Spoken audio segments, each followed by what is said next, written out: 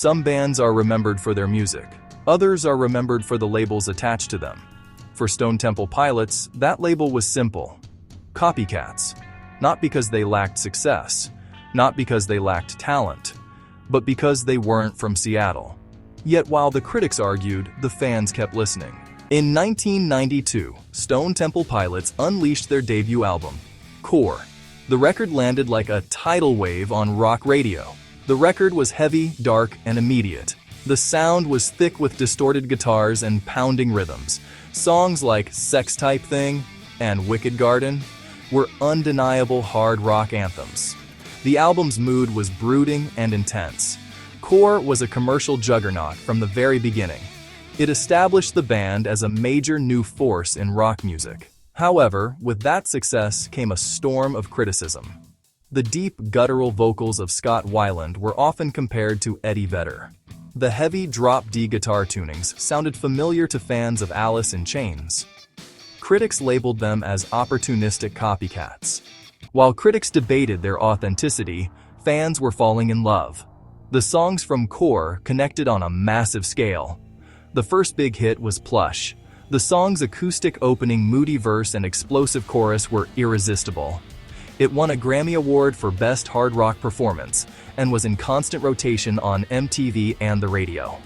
Then came Creep, a stark and haunting ballad. It showcased a different side of the band, the song's simple, melancholic melody and Weiland's pained vocals. It was another huge hit, cementing their place in the mainstream. The band's incredible success was driven by the fans. In 1994, Stone Temple Pilots released their second album, titled Purple. The band was ready to move beyond the shadow of Core.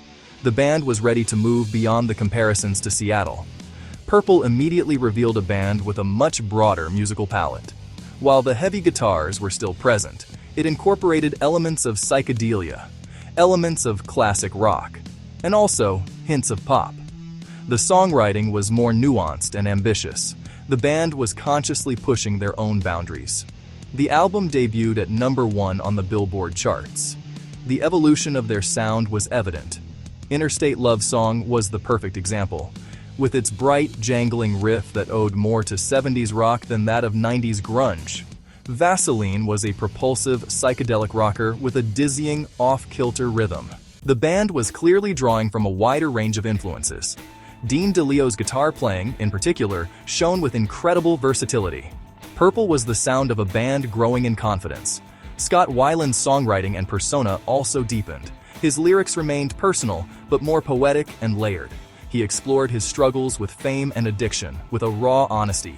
His vocal performance was more dynamic than ever. He was evolving into a more complex and enigmatic figure, a true rock star in an era that was against rock stardom. This evolution made him an even more fascinating focal point for the band. Over time, Purple played a huge role in changing the minds of critics. The quality and variety of the songwriting were impossible to deny. Reviewers who had been harsh were now acknowledging their talent and artistry. Today, their place in music history is still a topic of discussion. The critical view of the band has softened over the years. They are now often praised for strong songwriting. The band's legacy is a complex one, full of highs and lows. The music itself has endured. The band's biggest hits are still played today. New generations of listeners continue to discover their music. What remains is a catalog of hit songs, millions of records sold, a Grammy Award, and a band that helped define rock in the 1990s. Maybe the question was never whether they sounded enough like Seattle. Maybe it was whether they were good enough to stand beside the bands they were constantly compared to. After everything that followed, were the critics wrong? Tell us your verdict in the comments.